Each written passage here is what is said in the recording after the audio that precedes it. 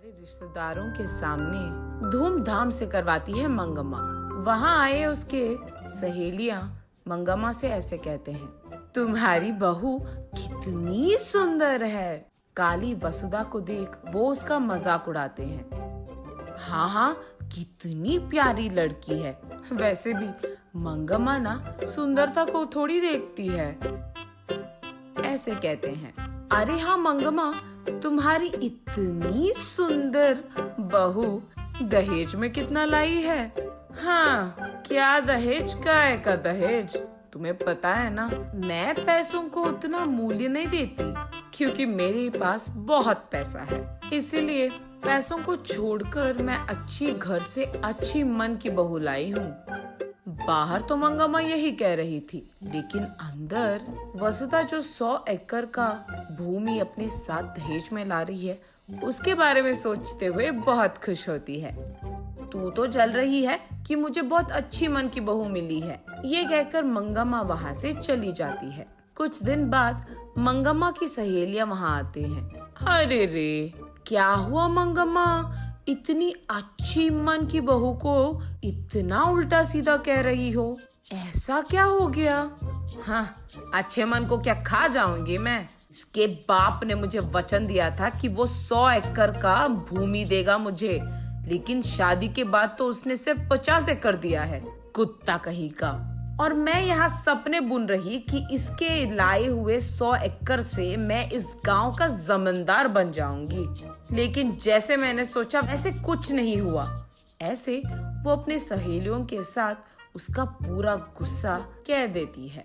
ये सब सुनकर मंगम्मा की सहेलियां अंदर ही अंदर बहुत खुश होते हैं और ये सोचते हैं कि अच्छा हुआ, इसको तो ऐसे होना ही था। लेकिन बाहर तो वो ऐसे कहते हैं, अरे रे मंगम्मा, चलो जो हो गया सो हो गया। वैसे इतनी अच्छी मन की भोली बहू और इतनी सुंदर बहू पाने के लिए ना लिखा होना चाहिए तुम्हारे जैसे।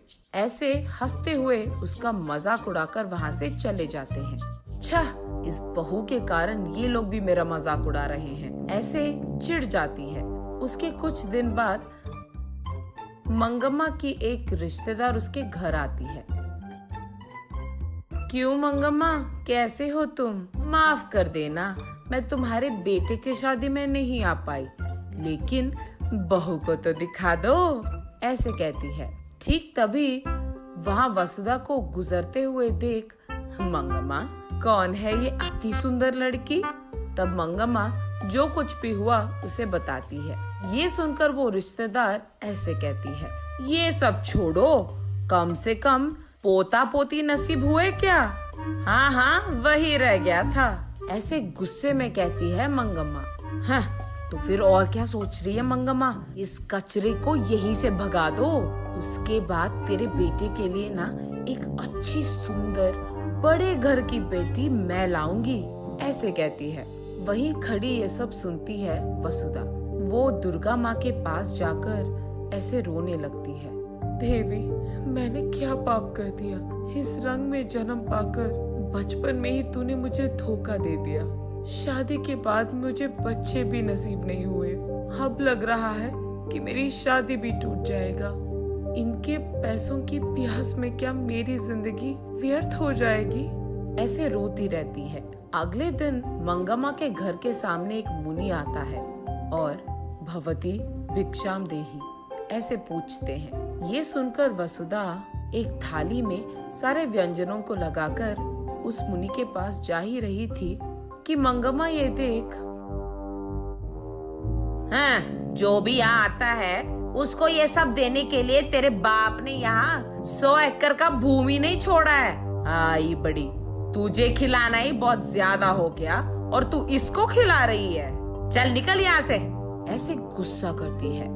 हाथ में थाली वहीं पे छोड़कर, माफ कीजिए स्वामी, और उसके बाद कुछ और कहने ही वाली थी कि मुनि, मुझे सब पता है बेटी, तुम फिक्र मत करो, मनोवांछा फल सिद्धि रस्तु। ये आशीर्वाद देकर वो वहाँ से चले जाते हैं। अगले ही दिन जब वसुधा सुबह उठकर आईने में अपने आप को देखती है तो वो चौंक जाती है क्योंकि वो सफेद और बहुत सुंदर बन जाती है। ये देख वो खुशी खुशी बाहर आती है। वहीं बैठे मंगम्मा और उसके सहेलियां वसुधा को देख चौंक जाते हैं। इतने में ही वसुधा बेहोश होकर नीचे गिर जाती है। आंखें खोलने पर उसका पति, उसके सास और एक डॉक्टर भी वही रहते हैं। कंग्रेट्स, तुम अब माँ बनने वाली हो। और उसके सास को, अरे अब दादी बनने वाले हैं। ऐसे वसुधा के जीवन में उस देवी के आशीर्वाद के कारण खुशियां ही खुशियां थी। नैतिक, जब मुश्किलों का सामना करना हो तो हिम्मत से काम लेना होगा, क्योंकि सिर्फ तब भगवान कोई ना कोई रूप में तुम्हारी मदद